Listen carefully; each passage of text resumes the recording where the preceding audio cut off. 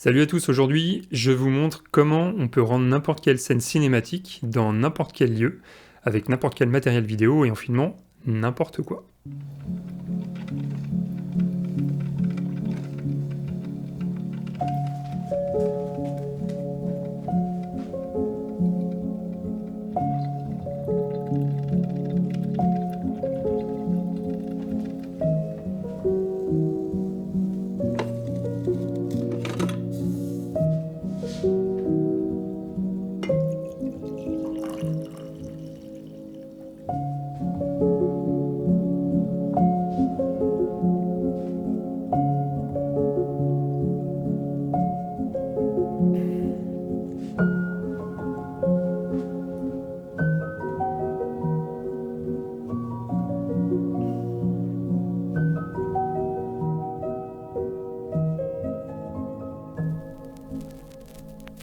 Alors qu'est-ce qui fait que ces images ont un rendu cinématique? Est-ce qu'une image peut être cinématique si on n'utilise pas de ralenti?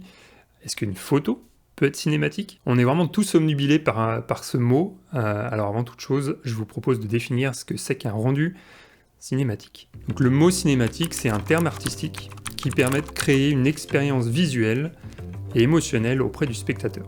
Donc on a des outils qui nous permettent de créer cette expérience, mais pour moi le plus important, et c'est le sujet de cette vidéo, c'est la bonne utilisation de la lumière. À chaque fois que je dois filmer, que ce soit chez moi, ailleurs, j'essaie toujours d'utiliser la lumière naturelle et de voir comment on va pouvoir créer une certaine atmosphère qui va mettre en valeur l'histoire que je veux raconter, qui va mettre en valeur le sujet. Ça permet aussi de conserver un aspect assez authentique à la scène et de montrer vraiment le côté réalité de ce qu'on est en train de capturer plutôt que d'avoir des fioritures un peu partout. Pour utiliser la lumière naturelle comme outil cinématographique, on doit évidemment adapter sa caméra au sujet et à son environnement et non l'inverse.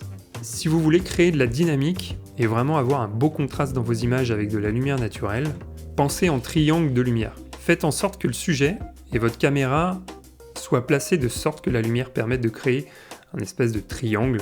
Ça va non seulement créer de la profondeur dans votre image, mais aussi de l'émotion.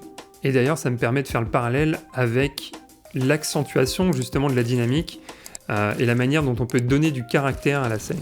Filmer du côté sombre plutôt que du côté lumineux. Dans le portrait de Romain Blais, lorsqu'il dessine en intérieur, je l'avais placé en face de la fenêtre pour justement utiliser un maximum de lumière naturelle. Si vous regardez bien, j'ai quasiment tout le temps filmé Romain de côté sur la partie la moins éclairée pour obtenir déjà donc ce triangle de lumière, de contraste et vraiment avoir cette profondeur à l'image, dans le crayon, dans le papier. Donc c'est évidemment pas une technique que j'ai inventée. La plupart des vidéastes utilisent ces techniques.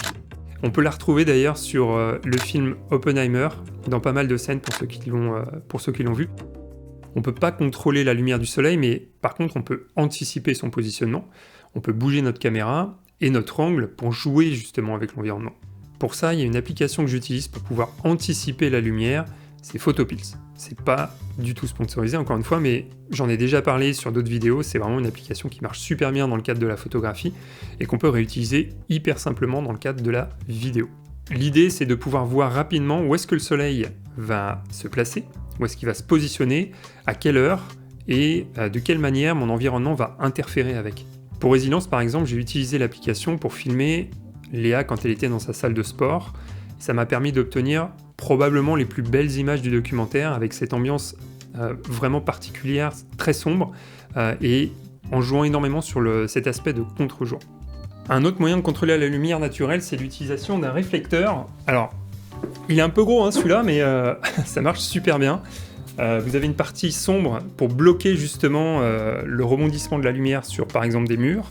Sur cette partie, à l'inverse, ça permet vraiment de rajouter de la lumière cette fois-ci. Pour terminer, utilisez des lumières d'ambiance pour ajouter par exemple de la profondeur à vos scènes. Donc ce que vous voyez derrière, c'est des lumières d'ambiance. Si j'éteins les lumières, on voit vraiment que l'image est plus plate, on voit qu'il manque quelque chose derrière moi.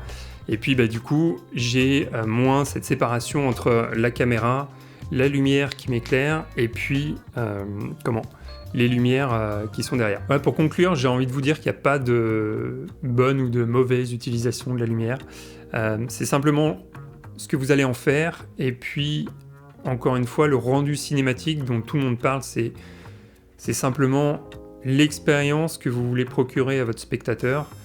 Mais simplement en utilisant la lumière du soleil, la lumière naturelle, et puis sans rien d'autre, on peut arriver vraiment à des résultats très sympas. Le portrait de Romain Blais, c'est un bon exemple parce que j'ai absolument rien utilisé en lumière, c'est que de la lumière naturelle, et ça marche super bien, quoi. Le portrait de Thomas, qui shoot à l'argentique aussi, tout est réalisé avec de la lumière naturelle, sauf la partie interview où j'avais une lumière pour l'éclairer lui, mais tous les plans d'illustration, c'est que de la lumière naturelle, et au final, c'est quelque chose que j'adore faire.